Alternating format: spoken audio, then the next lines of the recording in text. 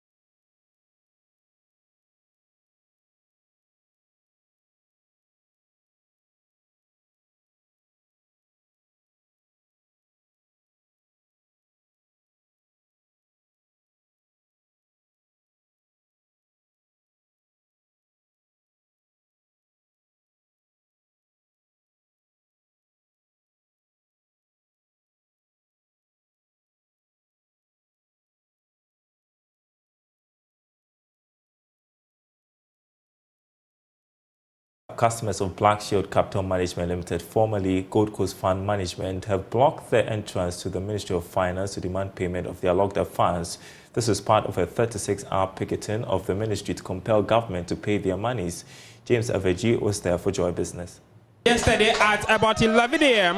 was a 36-hour marathon of picketing to demand for their locked-up funds. We know that somewhere in 2018-2019, government, through the Security and Exchanges Commission, withdrew the licenses of Gold Coast Fund Management, leading to the locking up of funds of hundreds or thousands of customers. I would attempt to speak with a few of them to know what exactly their cases are. Mommy, please, how long have you been saving with the Gold Coast? Oh, so many years, but only I need my money. I said here. Since from yesterday, I haven't been eating. Let's try and speak with one of the leaders, Charles Nyami. Now, you started this yesterday. When are you ending? 7 p.m. today with the arrangement that we have with the police. And so the police have allowed you to block the entrance of the finance ministry? We will not say allowed, but we have blocked the entrance. Why? Because no one is attending to our needs. And we didn't come here for picnic. We came here for a protest. You mean that since I'm told that you started yesterday at 11, since you came yesterday till this morning, it's about 12 hours now, nobody has attended to you from the finance ministry? In fact, we were engaged by the finance ministry led by Honorable Mustafa Amin, the Minister of State for Finance Ministry. But in the meeting, he just insulted us. And we also walked out of the meeting. If you say he insulted you, what do you mean? We had met this minister earlier on the 12th of October when we came here to picket. And in the meeting, we agreed that he was going to tell the government the need to effect our payment immediately and bring us feedback in 2 weeks. The 2 weeks elapsed on the 26th of October, and he never got back to us. Upon several follow-up, he never got back to us. So yesterday, when he was inviting us, we didn't want to meet him, but we were persuaded and we met with him. But yesterday was the worst of it all. He told us that the finance ministry will effect our payments on only one condition. And that condition is that we, the customers, should get assistance from the finance ministry so that we will go after Dr. Papa Kwesi Indum and the Gold Coast Fund Management Company, challenging the liquidation order filed by the government through the Register General Department against the company to sell its assets. But we said that no, these are purely legal process, and we cannot use illegality to get him out of the court. It is the government that filed this case against Gold Coast Fund Management. The event that you do not hear that from government, what's your next line of action? By 7 p.m., if we do not hear anything from the government, as far as we are concerned, that is the arrangement we have with the police. So we will end the protest and we will let you know our next line of action. Now, the Bank of Ghana has revealed that it will soon close down some non-bank financial institutions facing severe liquidity challenges. According to the central bank, the liquidity challenges have made it difficult for these institutions to meet financial obligations to their clients and depositors. All attempts by the regulator to keep them in business have proved futile. Dr. Ernest Addison is governor of the central bank and has been given some more details. There are no banks on liquidity support. However, you know that we have some legacy institutions in the non-bank sector, right, that are, in a sense, not able to meet depositor payments. And these are legacy problems. We have not been able to raise the necessary resources which would allow those institutions, to be resolved and the depositors' funds returned to them. It's an issue that we are looking closely at under this IMF program, and the plan is to set aside some resources from the budget, hopefully, and once those resources are identified, we will take care of that legacy problem in the non-bank financial institution sector. This is an area where the discussions on the financial sector, always miss. I hear statements like, you spend so much money to clean up banks. But they don't compare apples with apples, because that 22 billion or 25 billion that is quoted was not the amount spent to clean up banks alone. That was the amount spent to clean up banks, savings and loans institutions, microfinance institutions, and institutions that were licensed by the SEC. In other news, the Association of Ghana Industries, AGI, has backed the Trade Ministry's proposed legislative instrument to restrict the importation of selected strategic products into the country. The ally will compel importers of some 22 items, including poultry, rice, sugar, diapers, and animal intestines, to apply for a license from a ministerial committee. The national president of AGI, Humphrey Mdake, believes the passage of the ally would ensure healthy competition, but called for wider stakeholder consultation on its implementation. He was speaking at the opening of the 6th Vaulted Trade and Investment Fair in Ho. As much to say, a recent legislative instrument that seeks to be tabled by the Minister of Trade is facing significant opposition. But the Association of Ghana Industry believes that is the way to bring competitiveness to our country. And therefore, we have pledged our support to the Minister of Trade in the LI that has been tabled. As much as the principle is correct, we believe issues regarding implementation can still be deliberated on, where the committee and the chair of the committee and the reporting procedures regarding tabling of applications, the processes, and the role of the Minister of Trade and Industry to obtain or to accept or deny applications for restricted products can be further on discussed and brought to bear on our economy. Respectfully, we have no doubt that the national export strategy, if well implemented, will enhance our participation in AFTA. I am hopeful that the Volta Regional Fair will continue to attract local investment to invigorate the private sector, leveraging opportunities in the single African market. Now, the managing director of Labadi Beach Hotel, David Eduafo, has underscored the need to invest in the tourism and hospitality sector to create jobs and help the country earn more foreign income. He points out that Ghana's tourism sector has the potential to attract foreigners and make the country the #1 tourism destination in the West African sub-region. Here's more in the following report. Tourism is a major sector that can help Ghana grow its gross domestic product and create jobs. A recent report by the Ghana Tourism Authority and the Institute of Statistical, Social and Economic Research pegs average spending of a tourist who visited Ghana in 2022 at about $3,000. Interestingly, the Ghana Tourism Authority says majority of the expenditure of tourists go into accommodation.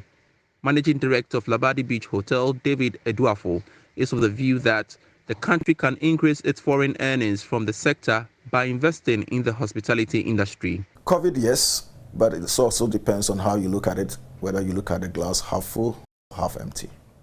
Okay, we see the glass half full than half empty. And yes, it affected our industry big time. We also had a hit. We had bookings cancelled in left, right, center. We were closed for 3 months, but we came back quickly. We didn't lay off any staff in Labadi Beach Hotel. We maintained all our staff, and everybody was paid how he or she has to be paid. We came out of COVID very, very quickly because of how we perceived, or not even perceived, how we look at things. It's all about your mindset and your attitude towards what you are doing. If you want to let COVID affect you, it will certainly affect you. We are positive thinkers here in Labadi Beach Hotel, and we do things right to attract customers. You know, even in the face of COVID, when everybody was struggling, we had to change the narrative. We had to fight it head on to attract people to us. We had a lot of, products ongoing, like staycations and things like that, to get locals to patronize your products. We believe in ensuring that the local community, let's say the Ghanaians, have a fair share of what we do here, so they can also enjoy our facilities. It's not only for foreigners. So we embarked on that. We came up with very good packages to give Ghanaians the opportunity to also use us, and it was a huge success. So that is what we call domestic tourism. We embarked on that agenda vigorously with our staycation agenda, making sure people who previously would have traveled out of the country, they were all staying with us, traveling. Recently, Labadi Beach Hotel, which is wholly owned by the Social Security and National Insurance Trust, SNIT, and Ghana's premier 5-star hotel, paid a dividend of 25 million cedis to SNIT. Mr. Eduafo gives some insights into the company's continuous payment of dividend despite challenges faced by players in the industry. The one we paid in February, the 10 million, was for the 2021 financial year, the audited accounts. And then, of course, the recent one, which is the 25 million, is for the 2022 financial year, also audited accounts. So just that bit of clarity so that it's not confusing. So it's 2 different years, 2021 and 2022. But of course, yes, we've been very consistent with our dividend payment. And this is not the first time. But of course, with this year's, that has been the biggest so far. Is the biggest, I would say, even in the industry here in Ghana. We have demonstrated resilience and, a bit of muscles in what we do here, how we do things, and of course that has translated into such wonderful performance. Okay. Yeah. So, in its 32 years of operation, Mr. Duafol says Labadi Beach Hotel will continue to be Ghana's pride in the hospitality industry for delivering world-class services to its cherished guests. He maintains that the hotel prepares the best food in the industry. You have to get somebody into your hotel. You have to do things right. Your food must be correct or excellent. Your services must be excellent. Your infrastructure, everything has to be on point to give the person a homey feel, that they will enjoy your facilities.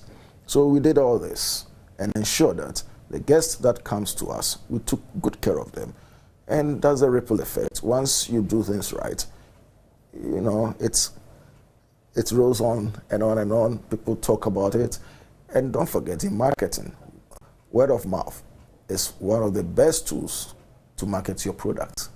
Word of mouth. So if you don't do it right, they'll tell more than 20 people. If you do it right, less than 10. You know, that kind of statistics.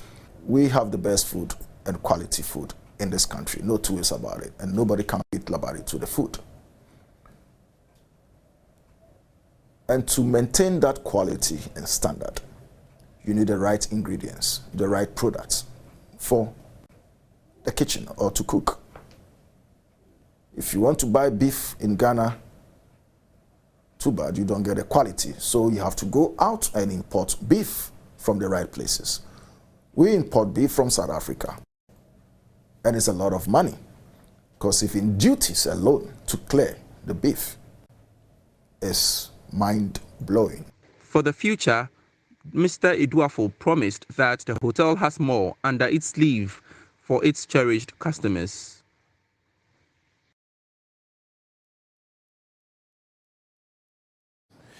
You're watching The Marketplace. Time to talk tech, and telecom giant MTN Ghana has justified the 15% increase in prices of products and services. Now, the review has affected voice, SMS, data, post and prepaid services. Consumers are already reacting, and joining me is lead for Eyes of Africa, Henry Kobler, for our Let's Talk Tech segment to discuss how that is also going to impact tech businesses. I'm sure it is just a matter of time, and we see other telecom firms adjust their prices as well, Henry. MTN cites rising cost of operations for the decision to review prices. How is this going to impact on tech businesses that heavily rely on data, for instance? Very much. So, I mean, generally when there comes price increase, I think that it's affecting almost everything with us now. And so it's not justification just by MTN for just their services, but I think that just like you mentioned, with time, we're going to see the same ripple effect having to come up with even users of some of these e-platforms, and then those that actually depend on them. Again, you're going to see the same increment, I mean, coming in from other telecom companies and service providers as well. Generally, this is what is happening within the system, and I think that it's more justified. But again, I think that there could be more efforts that would have been able to keep this out of place. I mean, example, we could have had some level of policies coming in to justify the way internet services and call services, so I mean, general services from telecoms could have just been placed off. Again, the taxes that have been placed on some of these platforms relatively, I mean, gives us that edge to see that we're not being able to make use of these generally. When if you're looking at Ghana now, you're going to realize that we're starting to hit up when it comes down to internet queue, internet services. And so at that stage where we're sort of at the on-fan stage, we sort of need a lot of people to sort of experience this, get used to be able to use it for more experimental stuff, and again also to use it for real life stuff. But in this part where we sort of getting used to internet, and with all these charges, you're going to have people not being able to afford and being able to use internet as they should be able to use. I mean, for tech businesses, they're already having to deal with the impact of the economic crisis, and now they have to look at ways to cut down on costs. Are there other ways they can cut down on costs? Are there any other alternatives at this moment? Yes, Daryl. So when it comes down to internet, I'm not narrowing it just for tech businesses. I'm opening it up to everybody because there are schools that are heavily dependent on internet nowadays. And so if you're looking at that part, you're going to look at how are we going to be able to make use of internet. I think that the very first thing I might possibly say is that there should be the control of the internet. I mean, people open up their Wi-Fi's, open all sort of websites, all sort of use and downloads for website. I think that the first thing is that there should be a lot of management when it comes down to data usage in organizations, in schools, in companies. There should be that restrictions to certain sites. I mean, workplaces, organizations could start looking at blocking social media networks and use of it during work hours, and could open it during off working hours. And so you don't get distractions when you're actually at work. Unless, of course, it's a tech company that depends on social media to be able to use that. I think that's the first thing. Also, they could also look at slowing down the internet for visitors, which basically helps them to be able to use internet at a reduced speed and timing. And again, I think that organizations should also start looking at zero nets, and especially the tech companies.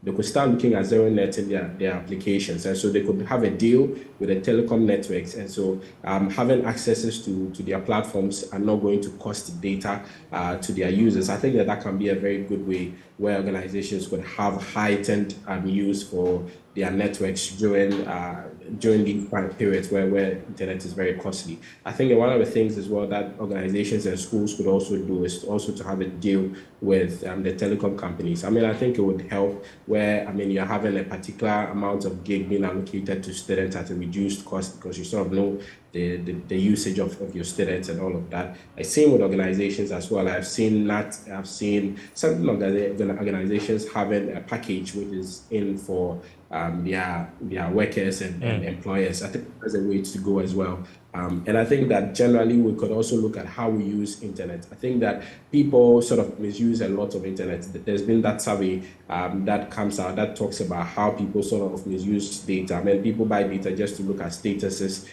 just to go on social media, just to be commenting and downloading videos necessarily, which is adding up to your data cost. And so people should start looking at their data cost and putting some level to it. The last thing I possibly would say is that, I mean, look at the packages. Buying a higher package usually is better off. I think that generally it helps when you actually buy the biggest package during these packages, which is sold. When you're buying them, I have experienced one telecom where I bought data, and for 3 months I'm still using it because of the zero non-expiry on it. I think more of these policies should be implemented where there's no expiry, and so you can buy data for 3 months or 4 months, and you can still be able to use it. Thank you. I think I agree with you on that people are now going to make very drastic changes to how often they are able to look at people's statuses on WhatsApp and what have you. But some have said we're already seeing a threat to government's digitalization agenda if the basics like data become difficult to afford. What do you think in a minute? It's not even a thought. This is going to actually reduce the digitization agenda. I mean, the point is this: make sure internet is easy to access. Make sure the quality of internet is available for everybody, all parts of the region, and make sure that you're actually making there's a bit of competition within the region. So you're bringing in, even if not a whole telecom company, you're bringing in service providers, making sure that they're having the bundles to be able to give and afford. I mean, this is the whole point. If people are able to use internet very well, those services where we're providing for them can be now be able to be used, and then the taxes could then be on those things. But if the taxes are heaped on the very entrance of getting onto the internet, I mean, how are you expecting people to be able to use the products that are sitting on the internet? And that's going to be a big deal. And so for me, it's really never going to help the digitization agenda. It's really going to reduce it. People make analysis and say that, okay, e-levy came in, it's getting to help us raise some level of money. We thought it was going to break the mobile money. They couldn't necessarily. I think that they could have actually tripled the values we're getting with mobile money now. And so most of these at the entrance point is always very important. How do you get people to get used to the internet, afford the internet, be able to make good use of the internet, build product on the internet, and also be able to now think out loud. The infrastructures are also not there. Generally, I think government should also be making a lot of investment into the infrastructures, just not necessarily policies, but also making a lot of investment into the infrastructures. And I think that would help. All right, thank you so much. I'll be watching your status though, Henry Kovler. Thank you so much for joining me on Let's Talk Tech. I appreciate it. Still tech related, the University of Ghana Business School says it will continue to invest in artificial intelligence in a quest to aid students improve skills within the IT space. According to the Dean, Professor Justice Bowley, the school will continue to provide quality business education. He spoke to Joy Business after the commissioning of CCTV cameras by the 1998 year group. The surveillance system donated by the 1998 year group is to improve security at the University of Ghana Business School. Professor Justice Bowley maintained that the school is engaging various stakeholders for support to improve on other departments within the school. So, for example, we have just introduced 3 new programs, all in big data, all in business analytics, and all of that. And we have actually gone ahead to deploy an AI assistant, chat UGBS, and so anybody that needs information from us, for example, and this development was led by our students. We have students who have developed apps and AI-enabled apps on tourism in Ghana and tourism destination in Ghana, and how to move around on campus, the history of things on campus, and all of that. These capabilities are things that we require support to be able to do. For example, several of our students don't even have a laptop. And when you have to begin to teach them these things, it becomes a problem. And so that is why we want Corporate Ghana to support us to put up this big digital exam center where we would also use as a basis, as an anchor to train our students. Some players within the engineering space are calling for more investments to expand technical and vocational education and training. They believe more investments will help address the skills gap and promote economic development in the country. According to engineer Joseph Kwesiode, there is a need for more sensitization in the sector. He spoke to Joy Business at the Kimbo Senior High Technical School's grand opening of its 150th anniversary celebration. They stressed on the need to unite in fostering an environment of creativity, critical thinking, and collaboration to continue building future leaders within the TVET space. Engineer Joseph Odai at the launch of the Kimbo Senior High Technical School's 150th year anniversary celebration and unveiling of the anniversary logo said the school will continue with its educational excellence, resilience, and transformative impact on the lives of students. Kimbo is one of the resources that can help contribute to this TVET education we are all promoting. So government should look at Kimbo very well, because they already have the teachers, they have workshops that can augment all this, sort of bring them the kids up to the space of TVET activities. Those days TVET was fine, but I think we died off and now we are resurrected. So we should just probably not look at the past in terms of our failures. Let's see how we can move forward and solve that problem of TVET.